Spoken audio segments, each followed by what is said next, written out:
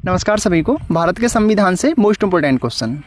तो पहला है, भारतीय संविधान के किन अनुच्छेदों में राज्य के नीति निर्देशक तत्वों का वर्णन किया गया है? तो इसका सही उत्तर हो जाएगा ऑप्शन बी, अनुच्छेद 36 से 51 के तहत डीपीएसपी का उल्लेख किया गया है, जो कि संविधान के भाग 4 में है। अगला है, भारतीय संविधान में नीति निर्देशक तत्व कहाँ से लिए गए हैं अथवा किस देश से लिए गए हैं? तो इसका सही उत्तर हो जाएगा ऑप्शन बी, ये हमारे संविधान में आयरलैंड से लिए गए हैं। आप चाहें तो नोट डाउन कर लीजिए, इंपॉर्टेंट है। अगला प्रश्न है, भारतीय संविधान के निम्नलिखित में से किस भाग में सामाजिक एवं आर्थिक लोकतंत्र को सुनिश्चित किया गया है? क्वेश्चन इंपॉर्टेंट है, एग्जाम में पूछा जा चुका है।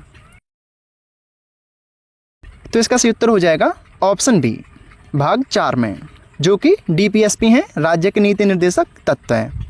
ये लाइन इंपॉर्टेंट है, आप चाहें तो इसको नोट डाउन कर सकते हैं कि डीपीएसपी यानी राज्य के नीति निर्देशक तत्वों को संविधान में शामिल करने का मुख्य उद्देश्य सामाजिक तथा आर्थिक लोकतंत्र स्थापित करना ही है।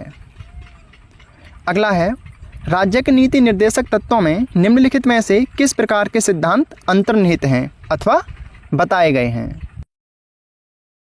तो इसका सही उत्तर हो जाएगा ऑप्शन डी, राज्य के नीति निर्देशक तत्वों में ये उपयुक्त 3 प्रकार के सिद्धांत अंतर्निहित हैं, जो कि आर्थिक सिद्धांत, राजनीतिक सिद्धांत और प्रशासनिक सिद्धांत हैं। अगला है, भारतीय संविधान में राज्य के नीति निर्देशक तत्वों को शामिल करने के पीछे मुख्य उद्देश्य क्या है? ये प्रश्न एग्जाम में आया है। तो इसका सही उत्तर हो जाएगा ऑप्शन ए, डीपीएसपी को शामिल करने का मुख्य उद्देश्य कल्याणकारी राज्य की स्थापना करना है। ये कल्याणकारी वर्ड एग्जाम में पूछा जा चुका है, इसको चाहे तो नोट डाउन कर सकते हैं। अगला है, भारतीय संविधान का कौन सा अंग समाजवादी व्यवस्था स्थापित करने की प्रेरणा देता है? आंसर दीजिए। तो इसका सही उत्तर हो जाएगा ऑप्शन सी, राज्य के नीति निर्देशक तत्व है।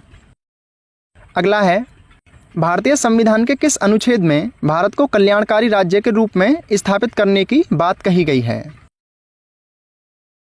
तो इसका सही उत्तर हो जाएगा ऑप्शन सी, भाग 4 में। ये सभी प्रश्न आपके प्रीवियस ईयर एग्जाम में किसी न किसी एग्जाम में पूछे गए हैं, तो आप इनको अच्छे से पढ़ लीजिए, इनसे आपका रिवीजन होगा।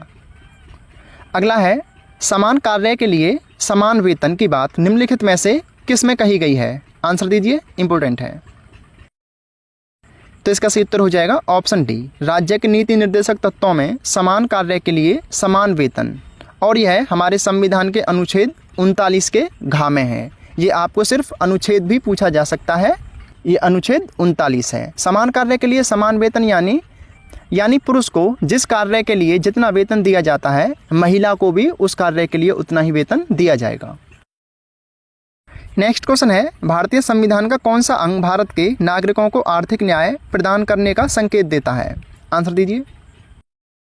तो इसका सही उत्तर हो जाएगा ऑप्शन डी, राज्य के नीति निर्देशक तत्व है। नेक्स्ट है, निम्नलिखित में से किस नीति निर्देशक सिद्धांत को गांधीवादी सिद्धांत कहा गया है? ये इंपॉर्टेंट क्वेश्चन है, एग्जाम में पूछा गया है। आंसर दीजिए। तो इसका सही उत्तर हो जाएगा ऑप्शन बी, स्वशासन के प्रभावी एकलों के रूप में ग्राम पंचायतों का संगठन अथवा गठन, ये गांधीवादी सिद्धांत कहा गया है। तो ये आपके राज्य के नीति निर्देशक तत्वों से संबंधित महत्वपूर्ण प्रश्न थे। इससे पिछले सारे प्रश्न आपको हमारे यूट्यूब चैनल शिक्षा मेरे दोस्त पर मिल जाएंगे। ये आपकी भारत के संविधान की पूरी सीरीज प्रोवाइड कराई जा रही है। आप अच्छे से पढ़िए, अच्छी तैयारी कीजिए। किसी नोट्स पीडीएफ फाइल की आवश्यकता है तो बता दीजिए, हम आपको टेलीग्राम पर या व्हाट्सएप ग्रुप में प्रोवाइड करा देंगे। धन्यवाद, पढ़ते रहिए, अच्छी तैयारी कीजिए।